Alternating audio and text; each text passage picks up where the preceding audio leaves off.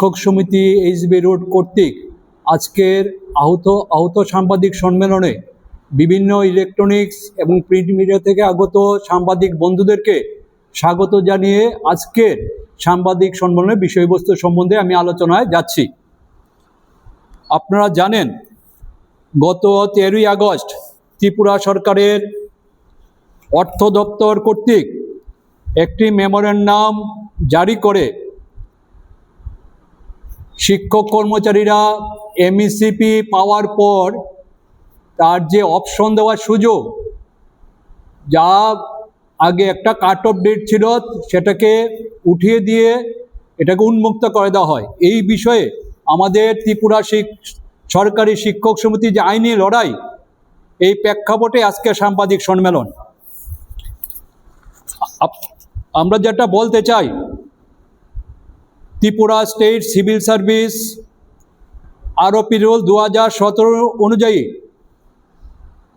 10 বছর, 17 বছর এবং 25 বছর ধারাবাহিক ও সন্তোষজনক সেবা পূর্তির পর শিক্ষক কর্মচারীরা ওই সময় কোনো পদোন্নতি না পেলে তাহলে এমইসিপি নামে একটি নির্দিষ্ট সময় অন্তর 3টি ইনক্রিমেন্ট বা ফিনান্সিয়াল আপগ্রেডেশন দেওয়ার সুযোগ আছে।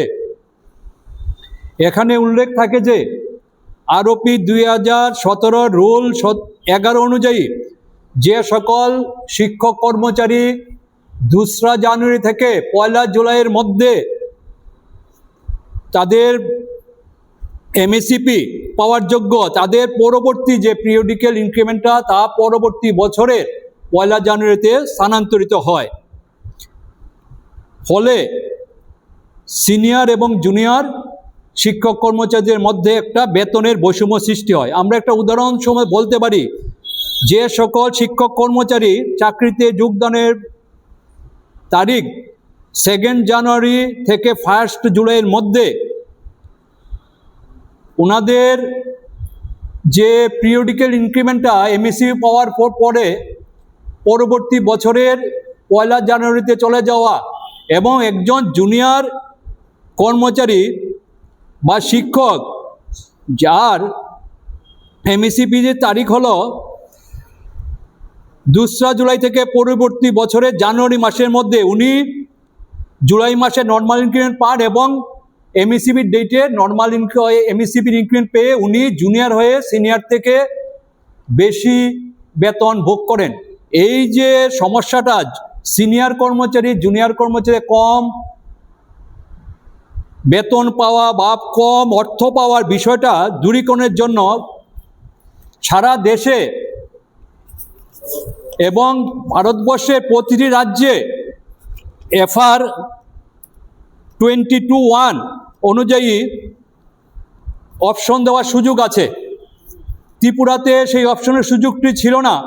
2023 সালের 30শে সেপ্টেম্বর অর্থ দপ্তর একটি মেমোরেন্ডাম ইস্যু করে বলেন, যারা এই সময়ের মধ্যে 17 সালে আরওপির পর যারা এমইসিপি পেয়েছেন তাদের অপশনের সুযোগ দেওয়া হবে, অর্থাৎ জুনিয়র সিনিয়রের মধ্যে যে বৈষম্য ছিল, বেতন বৈষম্য, তা দূর করা হবে। কিন্তু অত্যন্ত দুর্ভাগ্যের বিষয় যেটা, এই 30 সেপ্টেম্বর 2023-এর মেমোরেন্ডামে বলা হয়েছে 31শে অক্টোবর 2023 পর্যন্ত অপশন দেওয়ার সুযোগ, অর্থাৎ 31শে অক্টোবর 2023-এর পরে সেই পূর্বের বঞ্চনা আবার নতুন করে সৃষ্টি হলো।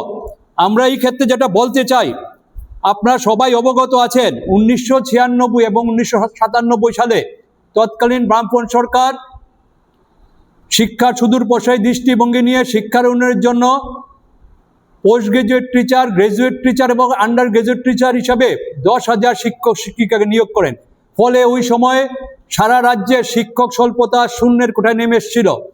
এই যে 1996 ও 97 সালে নিয়োগপ্রাপ্ত শিক্ষিকারা ওনারা প্রত্যেকেই 1 এপ্রিল 1999 সালে নিয়মিত বেতন কম পান। সেই দিক থেকে এই শিক্ষকদের তৃতীয় এমএসসিপি ডেট ছিল 1 এপ্রিল 2024। আমাদের রাজ্যের অর্থ দপ্তর অত্যন্ত সুচারুভাবে 31/10/2023 পর্যন্ত কাট-অফ ডেট দিয়ে আমরা ত্রিপুরা সরকারি শিক্ষক সমিতি মনে করি যে এই যে বিশাল সংখ্যক, এখনো আমাদের হিসাব আনুমানিক 7,000 শিক্ষক শিক্ষিকা আছেন যে এই